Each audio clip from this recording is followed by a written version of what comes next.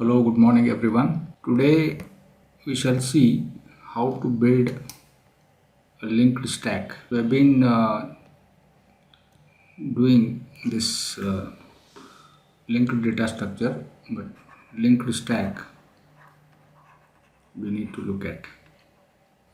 Now, regular stack we have seen it is last in first out. If I want to do similar thing in using linked data structure, all that I have to do is take a pointer of type node. You know what is how node is defined. So we have defined node as a class with everything as public. The first part of that is integer type data, and next part is a pointer of type node, and we have named it as next. And if you want to implement a stack using linked data structure, you need to initialize the node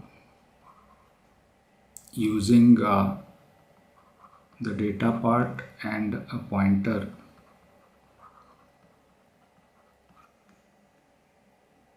and you have to say next as n and data as x. So this is the initialization that you got to do. So if whenever you create a node, memory will be allocated for data and also to the pointer, but here we are only creating a reference variable top. Now how do I implement the push pop operations? So first thing is you should have in the public part of linked stack, which is again a class. You can define this as a class. In the public section we can have the constructor linked stack, where you only have to implement the constructor with top pointing to null pointer. So if top is pointing to null, it means stack is empty. So let's implement push method, which takes an integer as an argument. Okay, so the way to do this is simply say top is equal to new node top. Of course you have to pass the value of x here, x comma top. So what happens is first time top is null pointer, so null goes here, it gets initialized to this next, so next becomes null. So the first time when you create a node, and pointer will be returned and it will be sent to top, so top will contain this and this will be null. This is what happens when you push for the first time. Okay, subsequently when top is not null, you will be creating another node and initializing with the new x, and as you can see you are passing this top as a argument to the next, so this next will point to this top, and the new node which comes up will be here top. So as you can see x dash will be on top of this x. So this is how the stack grows, and there is no need to check whether stack is full or not. Okay, similarly if you want to implement pop operation, as you know pop will return some value, int pop. It does not accept any argument. So first thing is if top equal to null, you just have to say stack empty.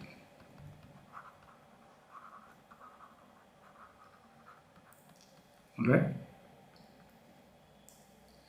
and just return -1, because this function has to return something. I'm just returning -1. If that is not the case, you take a temporary pointer t which is pointing to top, and you get the value of the data stored in the top of the stack using this top pointer top data, and you can delete t and set top is equal to top arrow next. and return x from here. So these are the steps you got to do if you want to implement the pop operation. Okay, so display of course is you set the pointer to beginning of the list and you go on doing the display part. So we shall see all of that in action in a program. Now look at this program. We have defined node with an integer part as data, and there is a pointer next which is of type node, and in the constructor we are accepting two arguments. One is the new value that you want to store on the stack, that is x, and a pointer n.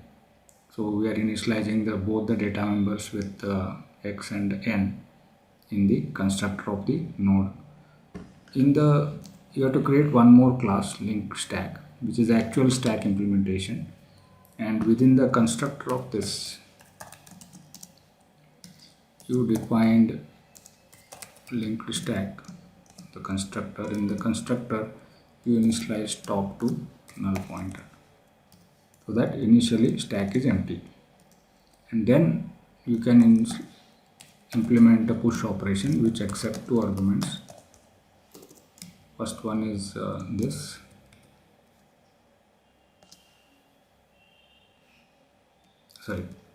which accepts one argument int x. Now here if top equal to, because there is no need to check whether stack is full or anything. When you want to push, all that you have to do is top is equal to new node x comma top. Okay, when you do this, new node will be created, x will be stored in that, and top will be updated with the new top, and old top will act as the next pointer. So this will ensure that the value x is on the stack. If I want to do pop operation, all that I have to do is pop. So first thing is check whether stack is empty. If top equal to null pointer, then you can see out stack is empty and return -1 from here. And if that is not empty, then you first take a temporary pointer t which will point to top. You extract the data from the top, store it in x, so top arrow data, and move your pointer to the next node, top equal to top arrow next. Then you can delete t because now that is no longer required. Okay, and then return the value x. So these are the operations that are required in when you want to do pop operation. Similarly, if you want to do display of the stack which doesn't return anything, all that you have to do is take a temporary pointer, make it point to top, then set up a while loop while t not equal to null pointer. You have to display the data first and see out t arrow data. You can leave end L here so that next value get displayed on the next line, and t equal to t arrow next. Okay, so these are the three operations on stack. So let's see whether the stack works fine. So we have linked stack ls dot push. You can push a couple of values. First I push 9, ls dot push, then maybe 3 4, like this, ls dot push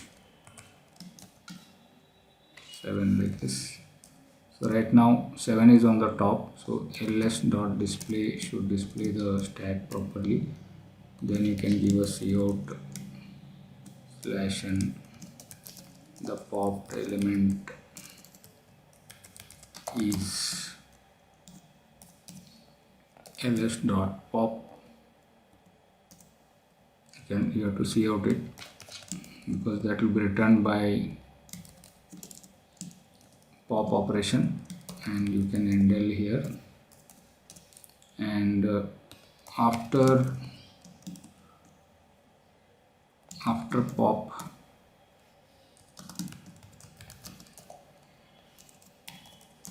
the new stack is, and you can just say let's not display again. So now initially it display stack with 3 elements. One element which is on top, 7, is popped, and you will be left with 4 and 9. Let's see if it goes through.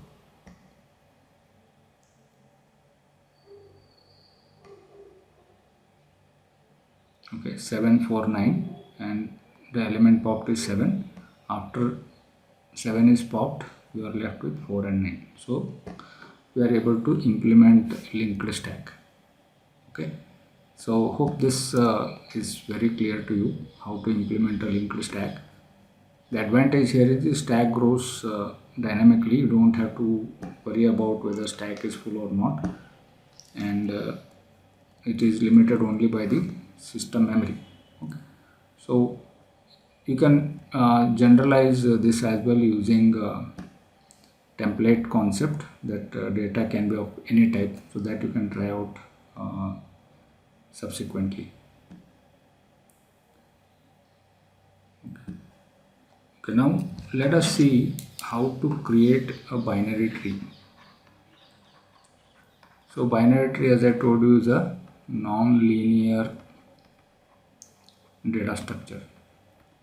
Okay, every node will have 2 pointers, left and right. And initially when you create a binary tree, the first node will be called as root node. Let us say it contains value 7, and the left pointer and right pointer can be initially set to null. So this is your initial binary tree. Now there is a special type of binary tree which is called as binary search tree. Okay, so this has a important property that every node, if parent, will have all its left children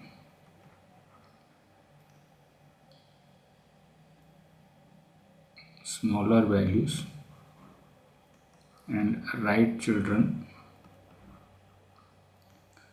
bigger values. That means if I now want to insert a node with value 5, this 5 will go on to the left, because 5 is less than 7, and its left right will be null. And if I want to insert one more, let's say 9, then 9 being greater than 7, it will go on the right. Its left right will be null. Now if I want to insert let us say 6, then as you can see 6 is less than 7. You have to traverse to the left of this and compare with 5. 5 is smaller than 6, so 6 should be on the right hand side of 5, so 6 will come here. Similarly, if I want to insert 3, this 3 is less than 7, is less than 5 also, so 3 will come here. So as you can see, for every node, all the values on the left will be smaller, all the values on the right will be bigger.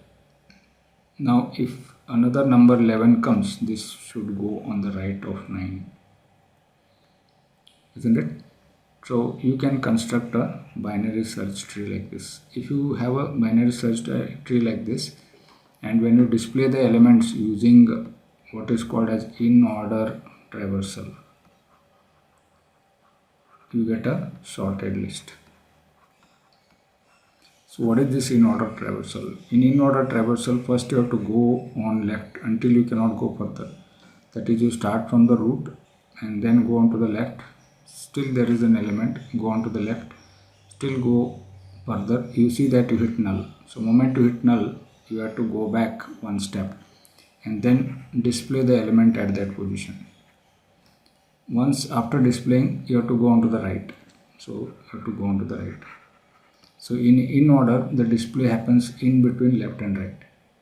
Okay. So there are two other orders, pre and post. In pre-order, you have to display first, then go to the left, then to the right.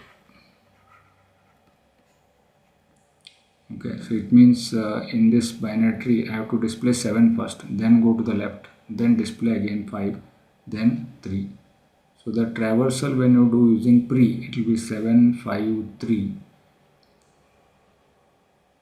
Then you have to traverse back and there will be 6 on your way back, and when you traverse back it will be 9 and 11. So this is the pre-order traversal. If you do in order, you go on to the left until you cannot go further, so you display 3, then try to go on the right, there is nothing, then you backtrack and then go to this 5, then go on to the right, then display 6, then go back, traverse back to 7. You have already gone on to the left of 7, so display it, go on to the right of 7, you go 9, then go to the left of 9, there is nothing, so you display 9, then again go on to the right of 9, 11, go on to the left of 11, there is null, and display 11, and then go on to the right of null, 11. So this is a sorted list. Okay, so how can I create a binary search tree? Okay, using C++ program, we shall see all of that in action. Okay, let's see how I can implement a binary search tree. We need to create a node.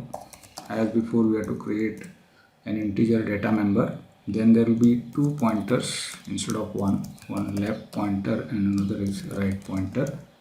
And within the constructor of this, with the value instead of x, let me use data here so that we don't have to use this pointer. I say data x, then left pointer will be null pointer and a right pointer right will be null pointer again. So when you create a new node, the node will be having some data stored, left right pointers null.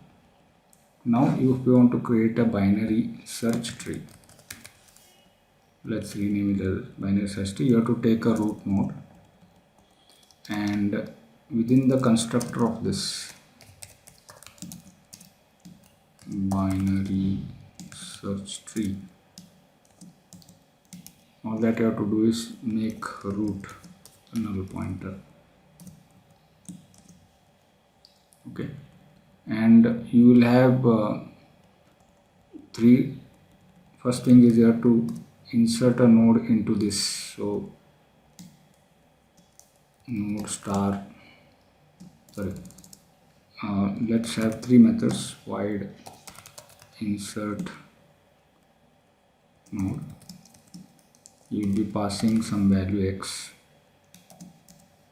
and then there will be pre-order traversal, there will be in order traversal, and there will be post order traversal.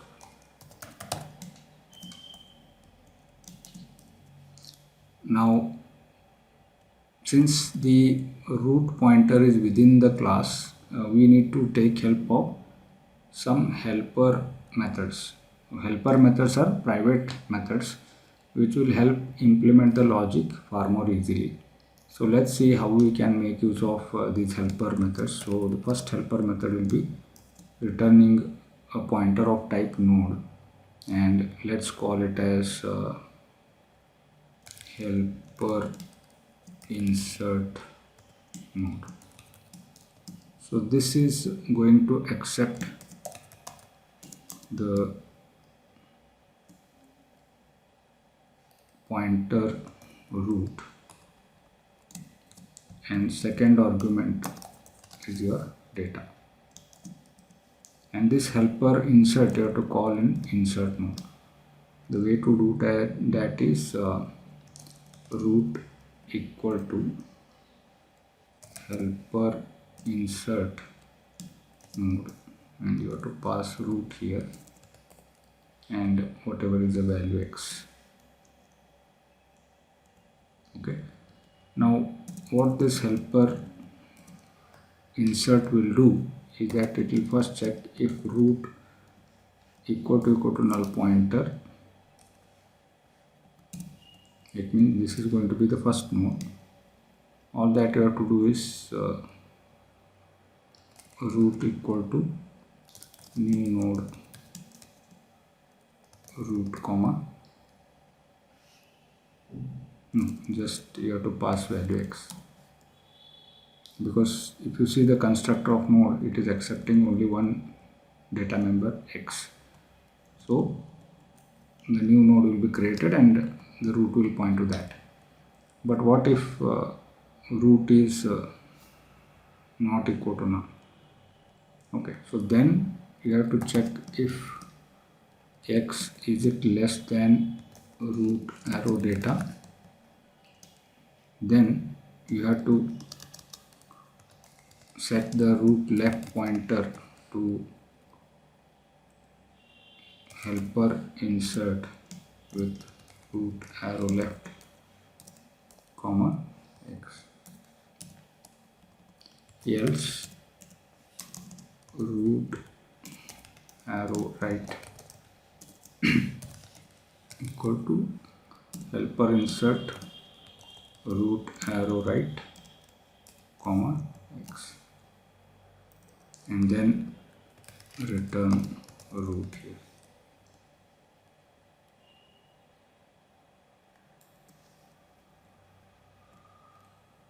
Okay, so that the root will come back and get updated the new root. Okay, so this is how the insert operation has to be done. Now let's see how we can do the in order. So for that, again you have to have a in order helper. So helper in order, so this will take node star root. Okay, so first thing is if root not equal to null pointer,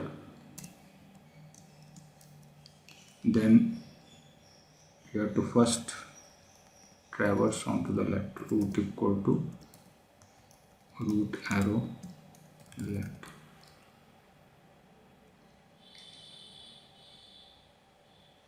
Oh, this should be while.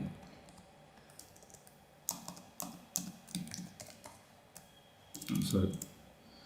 How do we do that? Okay, if this is the case, then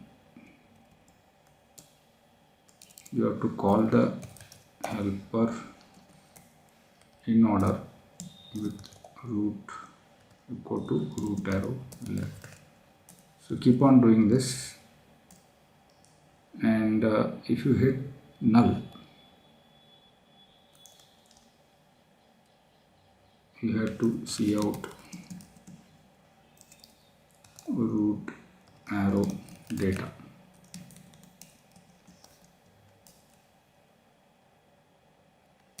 And after displaying, you have to go on to the right, root arrow right. So the logic is a bit confusing, okay, and you have to understand that this is happening many times over. It is going on to the left. Once it meets null, then it will return and display, and then it will go on to the right. So this will take care of displaying the entire tree. Okay, so the in order function you have to call here. So in order helper in order, you have to pass the root pointer here. Okay, post order and pre-order we shall see. Let's first create binary search tree. So binary search tree bst dot insert node. Let's look at this diagram only. 7536. So we'll insert the values like that. 7 bst dot insert node 5 bst dot insert node 3 bst dot insert node 6 bst dot insert node 10 bst dot insert node 11. Okay, so if you look at this diagram,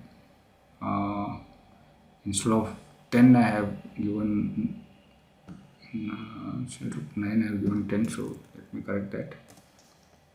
So this is the tree that gets created properly, and now if I say bst dot in order, okay, so this should display the contents of the binary search tree in the sorted order. So let's see whether that is happening. There seem to be some errors, so there are some problems in our logic here. It is saying helper insert node root left is not working fine. We need to check the logic. Okay, the bug probably is here. Instead of root equal to new node, I should be just returning the new node that is created, so that it will assign that to root in the actual insert method here. So you don't have to do anything here. Okay, so now with these things in place, if I run the program, I should get the traversal with all elements sorted. So as we can see, binary search tree with in order traversal 3, 5, 6, 7, 9, 11. So we get the sorted list. Alright. So likewise, if you want to try out other traversals, so we have helper in order. We can have helper pre-order. So let me just copy this and paste here. Helper pre-order. All that I have to do is you just have to shift this statement to the next line. It means first to display the value and then go to the left and then to the right. That's the only change that is required. So we will see the pre-order where helper pre-order, and just have to pass the root. It will do the trick. Now after in order, if I want to say pre-order traversal, then you have to say binary search tree dot pre-order. So what is expected in the pre-order we have already listed here. In the pre-order 7, 5, 3, 6, 9, 11. So let's see whether we get the same. 7, 5, 3 should get displayed. 7, 5, 3, 6, 9, 11. Okay, so that's a pre-order traversal. Okay, so to summarize, a binary search tree is a efficient way of storing data in a non-linear fashion, and you can get the elements inserted such that the binary search tree properties adhere to all the time if whenever do an insert. Okay, and we can traverse the tree in three different ways: in order, pre-order, and post-order. If you traverse it in order, you get all the elements sorted. Okay. However, traversing post-order will not ensure that you get the reverse list. You get some random sequence of element displayed. So post-order traversal I have left you for implementation, and the pre-order traversal which we explored is producing 7, 3, 5, 6, 9, 11. Okay. So binary search is an important data structure to start with. Of course, binary search tree as such is not very useful in a very practical scenario. That is because if the elements are inserted such that all elements will happen to only on one side, you get a skewed binary tree, and the search time will deteriorate from log n to n. So in that case, we have to balance the trees, and there are many ways to balance the binary trees. One of them is AVL trees, where you have to rotate the nodes around a given point onto the left or onto the right. Either you have to do a single rotate or a double rotate, so that at the end you get more or less equal number of nodes on either side of the root element. Now this is one way of balancing the tree, and see that the search time and insert delete operations happen in log n time. The other important binary tree is called as a red black tree, where you designate each node as either red node or a black node, and see that the properties of red black tree, there are 4 or 5 properties which we shall see next time. One of the important properties, the root node should always be black, and there cannot be a red node under another red node. So these are the two important points, and we'll see all the properties of the red black trees. If you adhere to these properties, the binary tree remains more or less balanced, so you don't have to struggle too much to rebalance it. Okay, so let's see the importance of these balanced trees in our next session. And just to connect to what we studied in C++, that map generic class that we studied, where the key value pairs are stored, is essentially as a red black tree. Okay, so we shall see the properties of red black tree and explore how the map is actually implemented behind the scene, and how that is useful in a real case scenario. Okay, so more on these things we shall see in our next session. Until then, thank you. Goodbye.